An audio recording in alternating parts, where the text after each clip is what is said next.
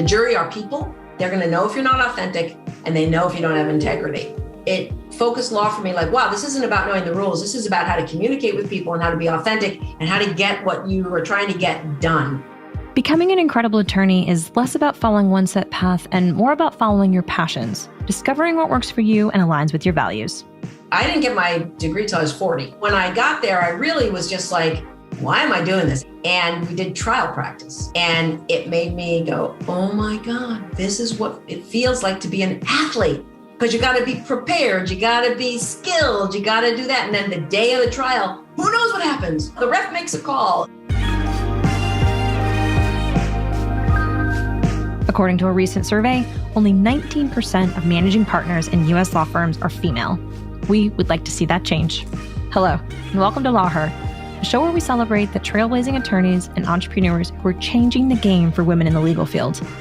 Be inspired by their stories, learn from their mistakes, and look forward to the future they're helping build for the next generation of women in law. I'm Sonia Palmer, your host and VP of Operations at Rankings, the SEO agency of choice for personal injury lawyers. This is LawHer.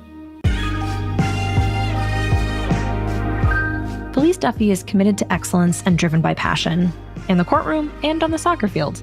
Founder of Duffy Law, Felice has served over 10 years as a federal prosecutor, clerked for Federal District Judge the Honorable Stephen Underhill, and graduated summa cum laude Quinnipiac University School of Law, a dedicated Title IX advocate, and head coach of the Yale Division I women's soccer team. She was named to the first women's U.S. national soccer team and selected for the first Division I All-American women's soccer team.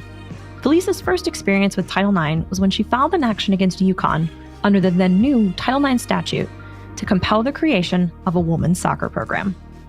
I sat with Felice to discuss following your passion unapologetically, fighting for gender equity, and shifting culture through education.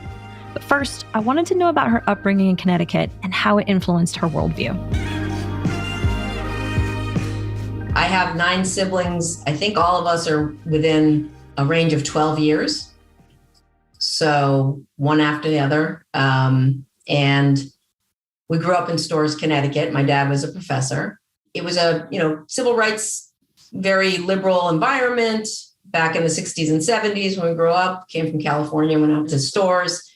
And what I believe is that, I say this tongue in cheek, but there were so many of us that our parents couldn't distinguish between us. So we had complete equal division of labor, and we were treated equally that way.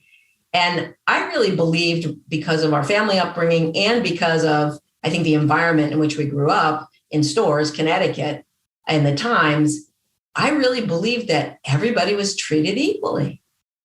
Boys and girls, men and women. And I actually had a rude awakening in college and learned that that wasn't necessarily the case. My mom was a very progressive liberal woman who believed in women's rights and believed in women's rights groups. My dad, he called me a justice junkie. He was a fairness junkie. So coming from that background, I think sets the stage ultimately for me to come from that perspective. And being able to argue, 9 sibs, I think I learned that skill about how to persuade and align and argue. That also completely helped. I think that's one of the most important things about sort of going to college and going to university is that awakening. Before you were a lawyer, you were a competitive athlete and even received a PhD in sports psychology. Can you tell us a little bit about your athletic history? Sure. Storrs itself was a hotbed of soccer, and it was really the throwback to football back in the 70s when I'm dating myself, back when I was in high school. And it really still was the anti-football regime. And Joe Maroney at UCONN, who's a legend in soccer, had really built an outstanding program there. So the guy who ended up coaching at UCONN was a student teacher, and he was a player for the UCONN team, Lenny Santeris, and he's a friend of mine. And he was student teaching at E.O. Smith, this high school I went to, which was literally on the campus of UCONN. So it was all in 60s, 70s, open campus. You did whatever you wanted. Thank God there was no cell phones. You had the choice to go play soccer. And he said, I went over there and he said, yeah, girls don't play soccer, which is interesting since he ended up being the women's soccer coach at UCONN after I got that team. So I did play soccer with him. He was like, oh, you're not too bad. So big compliment. And I was a farmer. I raise sheep. I showed them. I was a competitive shepherd. I did all sorts of stuff that way. And I wanted to be a veterinarian. I was walking to UCONN to apply to the veterinary school, which is what I was familiar with, was what I wanted to do. And I got lost and went over McMahon Hill and went down, and there was like the Field of Dreams soccer going on, because it wasn't the stadium it is today. It was a little field with lights, like getting toward dusk. And there was a group of people around it, and you could just feel the excitement. And I went down, and I wedged my way in, and I saw the men's team playing. I think I'm going to say it was Brown. I think it was Brown, very competitive. And I remember thinking, I want to do this. Felice marched directly to the athletic department at UConn and asked to start a women's soccer team. At the time, only 3 women's teams existed in all divisions across the country. It would take 2.5 years, a complaint to the Health, Education, and Welfare Department, predecessor to the Office for Civil Rights, and a threat of withdrawing federal funding before UConn would have a women's team. And while this battle could have pushed her into a legal career, all Felice wanted to do was play soccer. So everyone kept telling me that I should be a lawyer. Yeah. And quite frankly, I just wanted to play soccer. And I did. I played till I was probably late 20s, 30, in my 30s. I played internationally. I played at UConn for 5 years. I was getting my degrees so that I could keep getting student loans because I didn't have any money, so that I could keep playing soccer. I do tell kids that, but I also believe that education is important. As I was doing that, and I had finished all my classes at UConn and was playing everywhere, and I went to Yale, and the AD was looking for a woman, and I went down to meet him because there weren't many women coaching, and there was 87 people that applied, and he basically talked me into and pressured me into taking the job, which I didn't want to do because I wanted to play. So I coached for 10 years, saying, I'm just going to coach until I finish my doctorate. So while I was there, I was the self-appointed Title IX advocate for women because I didn't have a vested interest in coaching. So for all sorts of protected categories, for gender choice, I was the one that would always go forward and say, you can't do this. It was okay for me. I wasn't worried about losing my job. But I wrote a bunch of memos that I actually have. And the AD at one point, because there's a number of different athletic directors, who was a lawyer, wrote back to me, Kim, and said, you need to be a lawyer. Because I was quoting the NCAA manual. So I was very much an advocate back then. And then actually, when I was realizing I didn't want to, pursue coaching, I realized the culture was never going to change. And if I stayed there, I was just going to have to fight. And I didn't want to use my energy that way. And because years before I had just taken my LSATs on a whim, I got a message that said, your LSATs are going to expire at the end of July. And Quinnipiac University School of Law had just opened. And I just called up and I said, I know you get applications in, January, but would you accept one? And they were looking for people. They had just opened. They were trying to get accredited. And they're like, sure, we'll take you. And then I went and I took a leave of absence from Yale because they wanted me to stay. I was also working as an senior athletic administrator. I was going to come back as that. And then I actually stopped going to law school because I was in my late 30s. It was the Socratic method there, and they didn't treat you very well. It was too hard. And I hadn't worked that hard academically prior to that.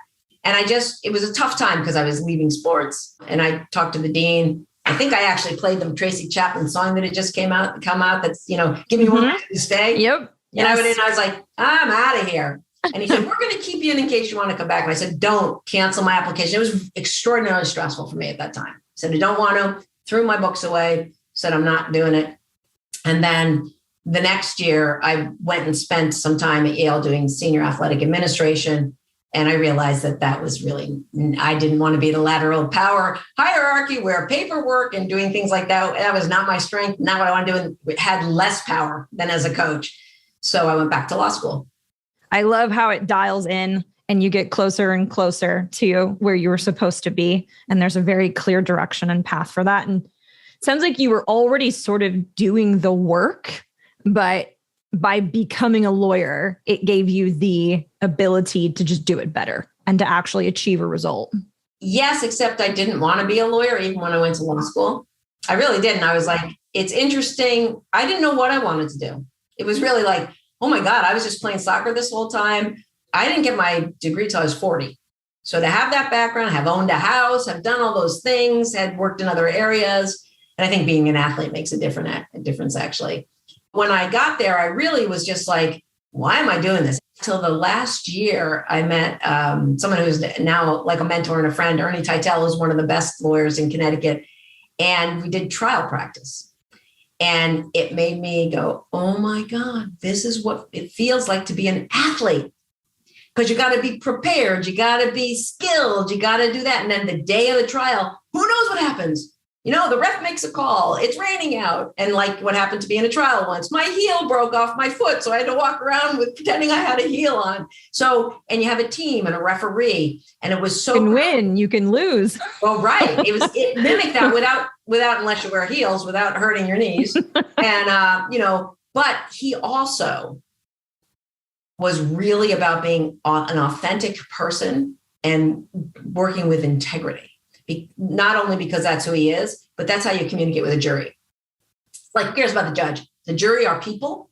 They're going to know if you're not authentic, and they know if you don't have integrity. And it focused law for me like, wow, this isn't about knowing the rules. This is about how to communicate with people and how to be authentic and how to get what you are trying to get done. That's what I like. That's made sense to me for law. Your career has included positions at major firms, a position in the U.S. Attorney's Office, and now your own firm specializing in Title IX actions. You've had a breadth of legal experience. When you opened your firm, how did you decide you wanted to specialize on Title IX? I kept saying, I'm going to go work at all these big firms in New York and everywhere because I want to see how the other side works so that I'll be the best little plaintiff's lawyer so I can have justice. And it just kept taking on and taking on. I kept getting these great opportunities. And every place I worked was a wonderful learning experience. I met great people, but it was kind of the ultimate white shoe firm that reflected the cultural way the world is, which is ruled basically by the white male model, which doesn't mean it's all white males, but it's white male, heterosexual, Protestant, But it was really not a place where women were going to naturally be included. But that's how it was. It was so fascinating. But at every place, I tried to get a diversity of experiences. I did. And clerking for Judge Underhill, all these things was kind of against my natural, liberal, progressive upbringing with law enforcement and the government. But I clerked for a job and seen them working, and the people in Connecticut were great. And, I really had developed a real understanding of the nobility of law enforcement. And I feel like everything expanded my views so that I can really appreciate, which is critical to my job now at Duffy Law, everybody's perspective. I say this now, like, I think I'm an anti-authoritarian. I mean, that's kind of what I do. So what am I doing working for the U.S. government? What am I doing working for large law firms? And, when and even Yale, like, I didn't like people to tell me what to do. And in order to be successful in all those places, you have to listen to them. So a little obedient. Yeah. I look back with sympathy on the people that were my supervisors in all these places. And they may laugh too, because I always wanted to be part of a team. That was the other thing. Being part of the U.S. Attorney's team, being part of a team at these law firms was fun. And that was like athletics. And I knew that I wasn't going to make a career of the U.S. Attorney's Office for a lot of reasons, mostly the anti-authoritarian, like, this is a great experience. At the time that I left, I actually happened to be, with my age and my years of experience, there became a time when I was literally eligible to retire. And I didn't know that. And someone told me, and I was like, wow. Title IX is often mistaken simply as a gender equity in school sports law. In 2011, former President Barack Obama issued guidance reminding schools that the scope of the law includes sexual assault as a civil rights matter and clarified protections for LGBT students. Shortly after, Felice worked for U.S. Attorney for Connecticut, Deidre Daley, to train college stakeholders, students, and police officers about Title IX.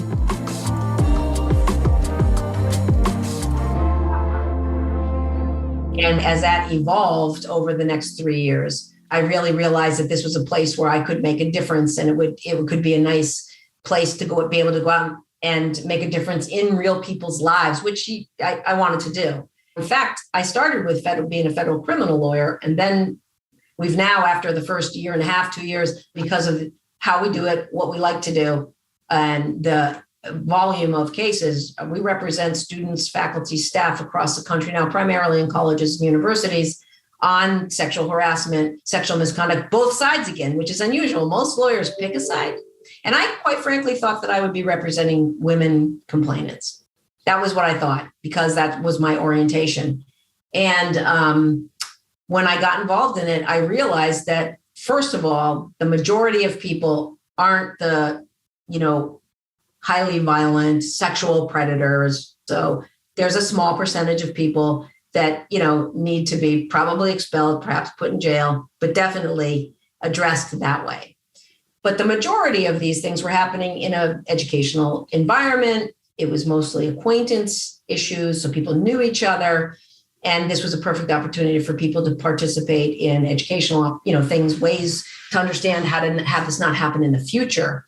As a federal prosecutor, I was involved in so many investigations that I really realized that it was the process that's the problem. It's not a good process for either complainants or respondents, male or female. And I thought it made sense to represent, again, both people.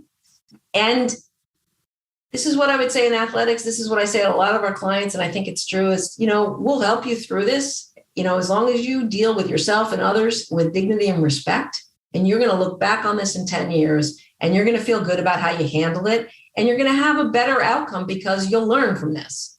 I admire that, sort of wanting to work with both significantly, just partnering with those people and helping them navigate their way through this very complicated and terrible experience for everyone involved. So you're well versed on discrimination in universities. Do you observe gender discrimination in the legal field? There's gender discrimination. There's all sorts of discrimination because we've come from a cultural history where there's been a certain group of people in charge, and all our systems and all our rules and all our laws is still controlled by that power elite. It's gotten better. It's getting better. There's no question Black Lives Matter helps. There's no question that all Me Too movement, all those things, but those are the things that are stretching the seams of what, controls our world.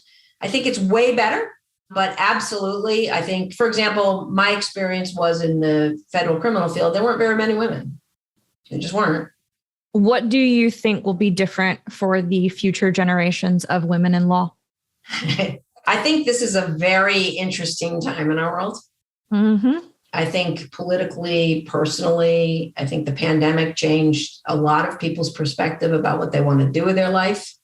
I think this is really a time for the universe and the world to be really addressing all those issues. So it's really hard for me to think about what the future is going to look like.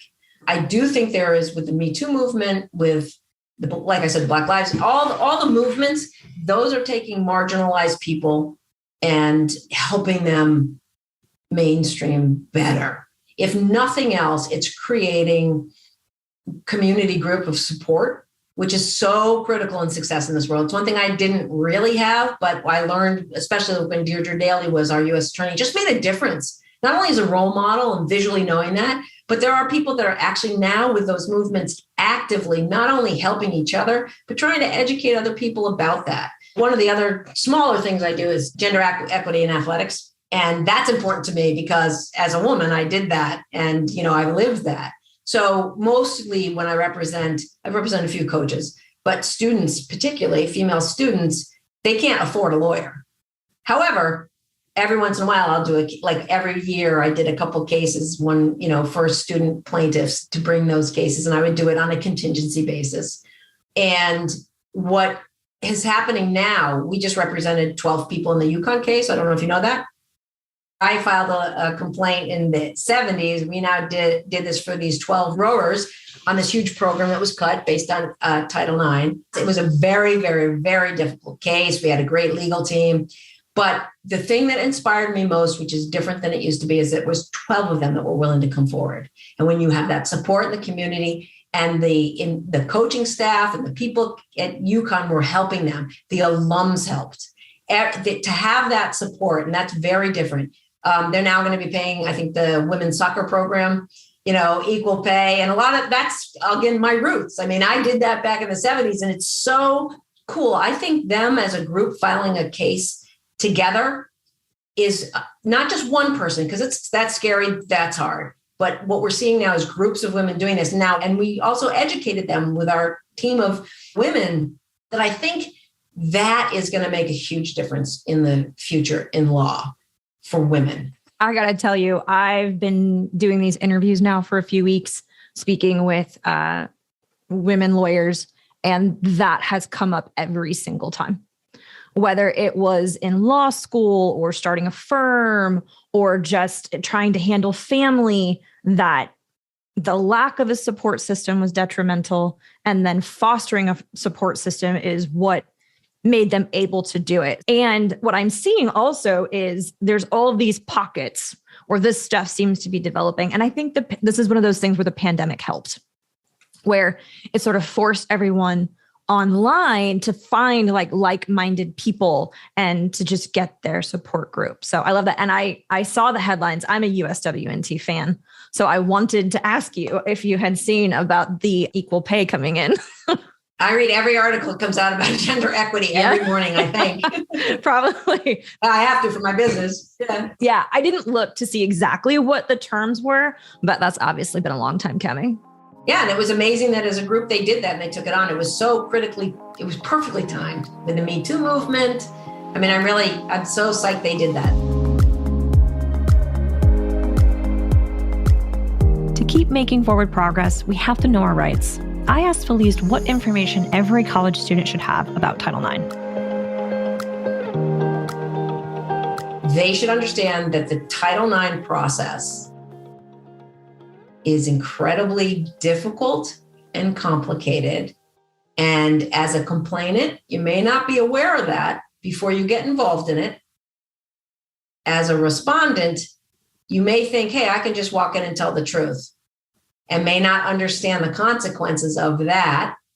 And so I would say there are rights that you have along the way, but most students, are just living their lives. And if they don't understand the potential consequences, I mean, at one point we were calling it for respondents academic capital punishment.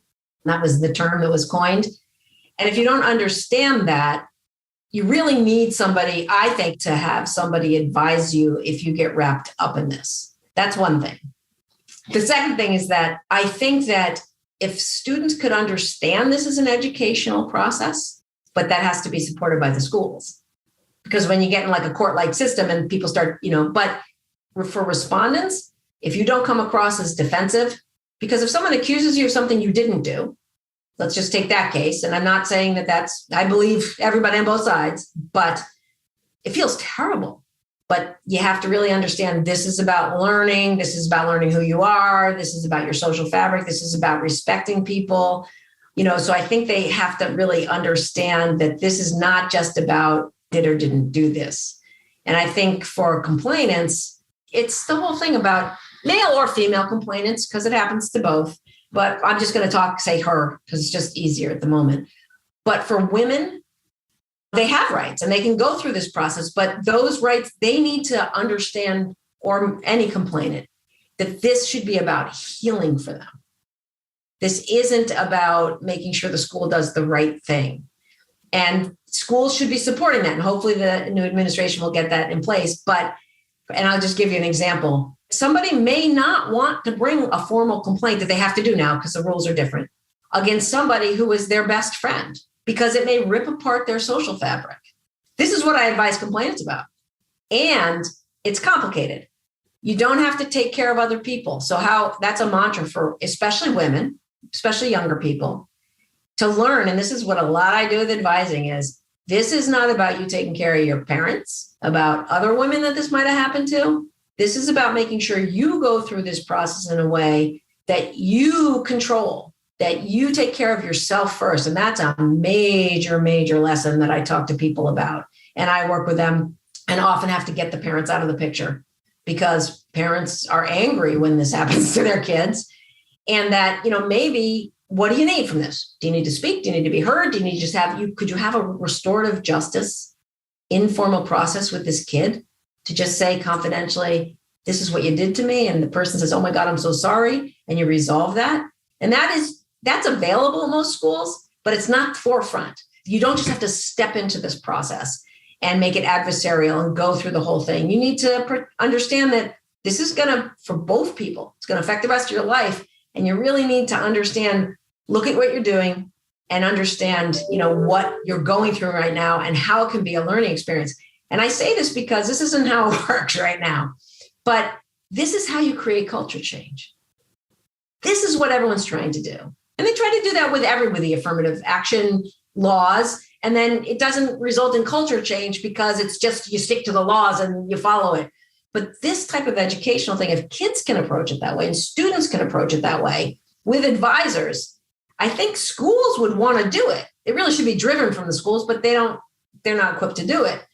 And if those kids realize that and they have the rights that could enable them to go through that and get that help, that will actually keep both kids in school. Maybe, maybe not. I've had people say to the other side, you don't want to have this on their record because, and I'm not talking one of the 3%. But even so, if that's what the complainant wants. But if you promise, if you withdraw from school and don't go here while I'm here and you get sex education training and do all these things, I'll make sure that it's not on your record because I know you're going to be a changed human. I know that you were drunk when you did it. I get that. Get alcohol counseling. Then you can go to a school somewhere else. And that saves a kid's life. And if that kid realizes, you know what, you're right, I shouldn't have done that. It was awful. I'm going to do that. That's great. Doesn't always happen. We work toward that. And that's one thing I think, and it's not really about their rights because the rights are spelled out in the handbook. They know what it's just that those rights in writing don't reflect the real process. You're also dealing with, like you said, kids where they're at this pivotal point in their life where they're transitioning from living with their parents and then sort of this like soft introduction to adulthood. It's a very, very, very, pivotal point in their life to have something like this happen to them for both parties. So, and it's extra soft right now, I think, in our culture. Do you want to expound on that? I'm not going to be pulling research out or anything, but my belief, I will say then, is that, there's a lot of people saying that college is the new high school. Because I think there's clearly social media has an effect on everybody. I don't think there's any question about that. Not only the way it affects people's minds and polarizes people's opinions. And when you grow up communicating on text and FaceTime and not in person, when you grow up reading social media and reading all that stuff and playing games instead of reading books and congregating in person, that has an impact, I think, on the emotional maturity of a person.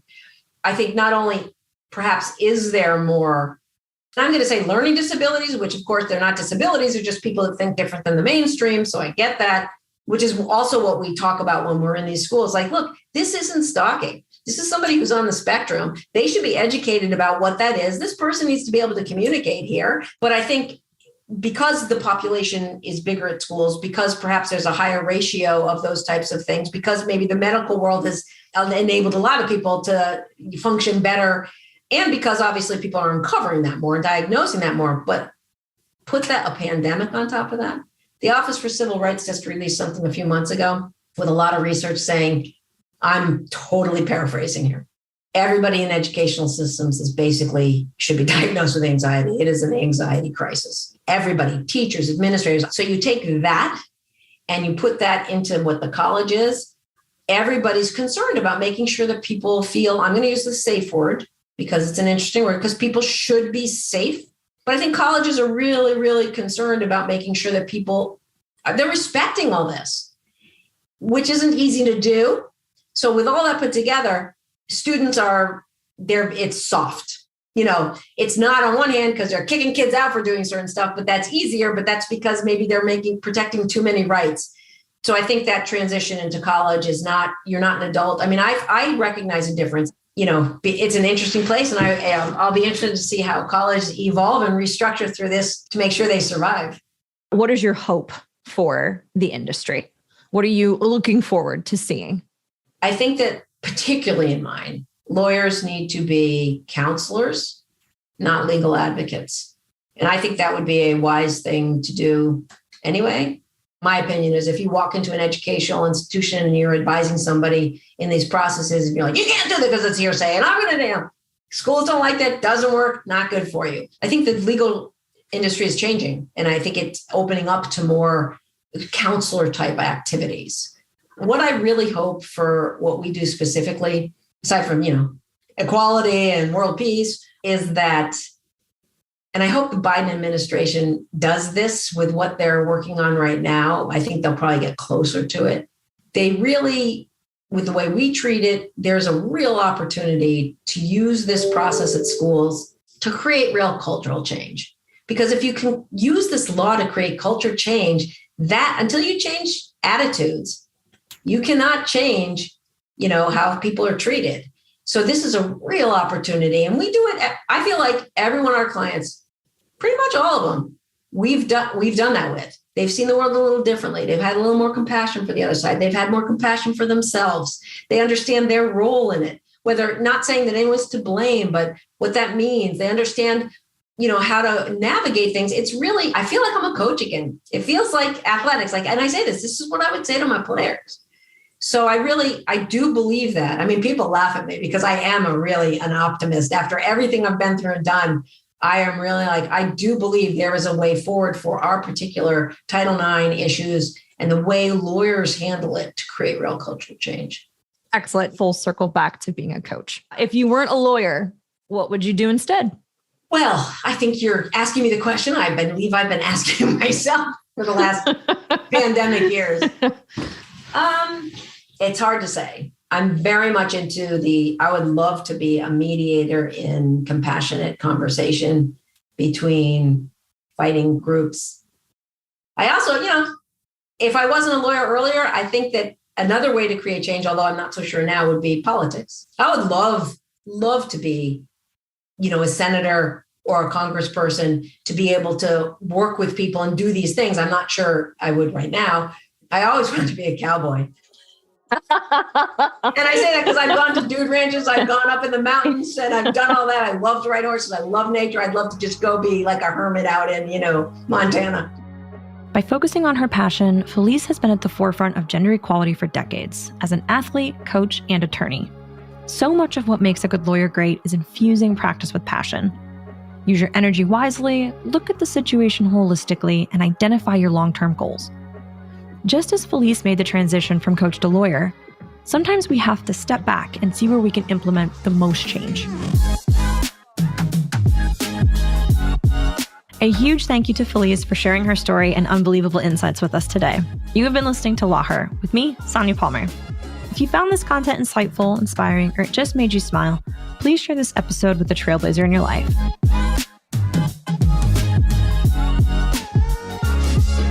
For more about Felice Duffy, check out our show notes. And while you're there, please leave us a review or a 5-star rating. It really goes a long way for others to discover the show. And I'll see you next week on LawHer, where we'll shed light on how another of the brightest and boldest women in the legal industry climbed to the top of her field.